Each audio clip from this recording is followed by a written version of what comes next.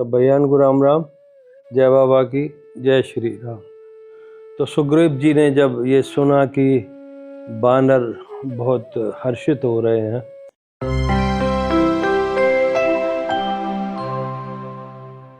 और वन को, हमारे मधुबन को उजाड़ रहे हैं, फलों को खा रहे हैं, पेड़ों को तोड़ रहे हैं, रखवालों ने जाके जब सुग्रीव जी को ये बात बताई तो सुग्रीव जी समझ गए कि कार्य पूरा हुआ है, कार्य सिद्ध हो गया है। जाए पुकारे थे सब वन उजाड़ जुबराज, और सुन सुग्रीव हर्ष कपि कर आए भगवान का काम करके आए हैं निश्चित रूप से।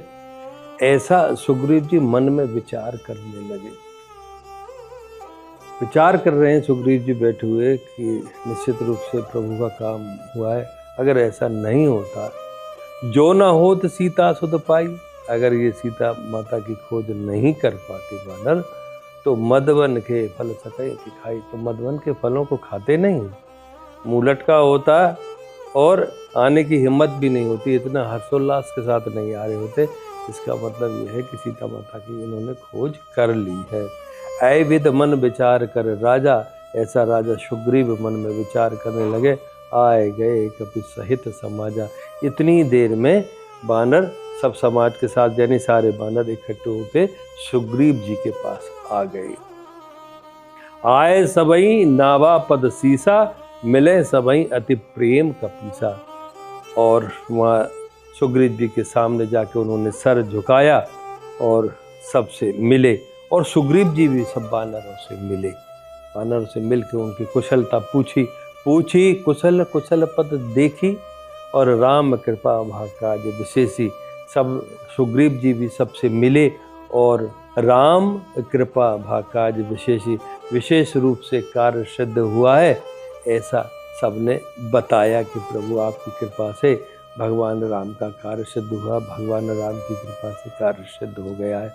नाथ काज कीन्हे हनुमाना, और राखे सकल कपई के प्राण। बानर कहने लगे, अंगद थे वहाँ, हनुमान जी वो थे, जामवन जी थे, तो हनुमान जी के विषय में कहने लगे, नाथ काज कीन्हे हनुमाना, हे सुग्रीव जी, हे नाथ, हे राजा धीराज, ये काम तो हनुमान जी ने किया है। राखे सकल कपेंगे प्राणा, हम सब बानरों की प्राणों की रक्षा इन्होंने ही की है और इन्होंने ही माता सीता की खोज की है। सुनो सुग्रीव बहुर तहि मिलहु, और कपई सहित रघुपति कहे चले। ऐसा सुनकर सुग्रीव जी पुनः हनुमान जी से मिले और कपियों को लेके, हनुमान जी को लेके, जामवन जी को लेके और बानरों को लेके भगवान राम के पास मिलने के लिए चल दिए। राम कपई जब आवत देखा, किए काज मन हरस विशेषा। और भगवान राम ने जब सुग्रीव जी, जामवन जी, हनुमान जी और बानरों के समाज को आते हुए देखा तो भगवान राम भी समझ गए कि कार्य सिद्ध हो गया है, निश्चित रूप से सीता जी की खोज कर ली गई है, इसलिए ये मुझे खबर सुनाने आ रहे हैं।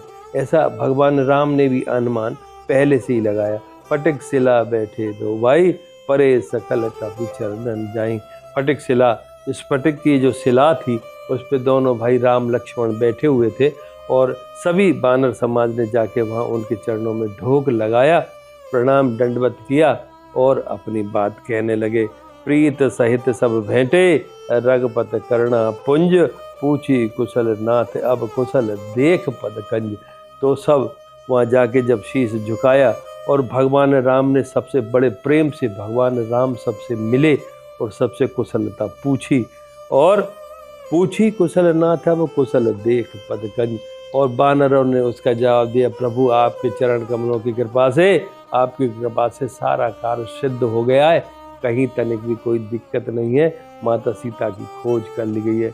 ऐसा हनुमान जी के विषय में ये बताया और सुग्रीव जी, हनुमान जी, जामवन जी और कपि समाज सब हाथ जोड़कर भगवान राम के सामने खड़ा हो गया। जाबवंत के सुन रघुराया, जा पर नाथ करो दाया। तो जामवन जी कहने लगे, हे भगवान, हे राम, जिस पर आपकी कृपा हो जाए, जिस पर आप दया कर दें, जा पर नाथ करो तुम दाया, जिस पर आप कृपा कर दें जामवंत जी कहने लगे, जामवंत के सुन रघुराया, हे रघुनाथ जी, जिस पर आप कृपा कर दें, जिसके सर पर कृपा का हाथ हो, उस व्यक्ति को ताय सदा शुभ कुशल निरंतर, उसका कभी कुछ बाल भी बांका होने वाला नहीं है। वो तो आराम से कुशलता के ही गीत गाएगा, उसको कुशलता ही मिलेगी, कभी असफलता या किसी प्रकार का विघ्न उसके सामने नहीं आएगा। ताय सदा शुभ कुशल निरंतर, सुर नर मुन प्रसन्नता ऊपर, देवता मानव और मुनि सब उस पर कृपा करते हैं जिस पर आपकी कृपा हो गई। हे राम, सोई विजय विनय गुण सागर, तास सुजस त्रैलोक उजागर।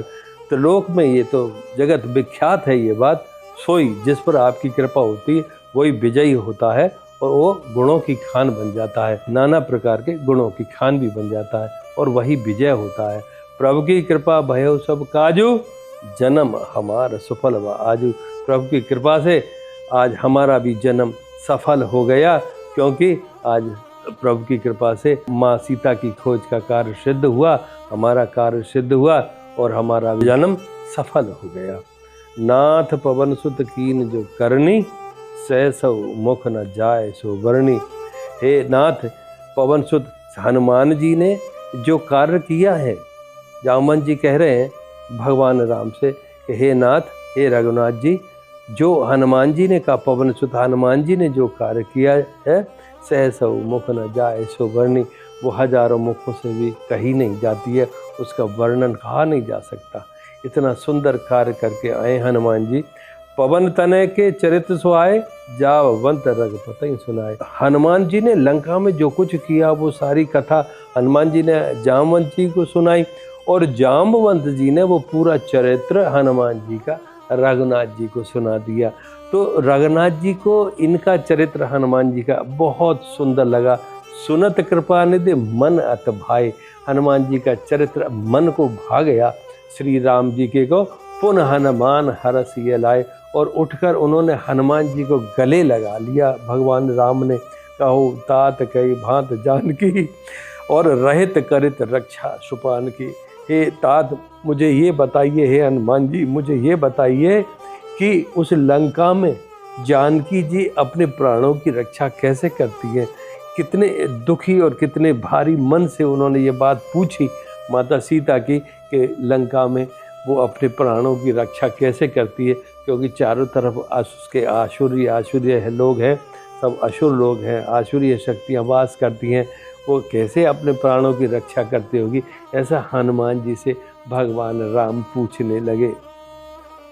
तो हनुमान जी ने देखी कितना सुंदर वृतांत उनको बताया है, कितना ऐसा तरीका बताया है जिससे सुनकर राम आत्म विभोर हो गए। साहब भगवान राम आत्म विभोर हो गए।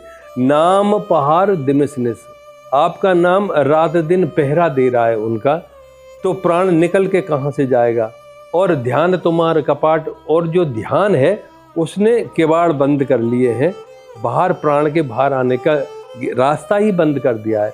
लोचन निज पथ जंत्रित, और उनके नेत्र चरणों की तरफ लगे हुए हैं। जाए प्राण कहीं बाट, तो प्राण निकलेंगे तो निकलेंगे कहाँ से, वो तो रात दिन आपके ध्यान में रात और दिन ऐसे ही बीत जाता है, चरणों की तरफ देखते देखते, और आपके नाम का जाप वो करती रहती हैं जो उनका पहरा दे रहा है, और ध्यान से उन्होंने उनका गेट बंद कर लिया है। तो अब प्राण निकले तो निकले कैसे, हे भगवान। ऐसा वृतांत हनुमान जी ने भगवान राम को सुनाया है। आगे फिर मिलते हैं आपको नए एपिसोड में। जय श्री राम।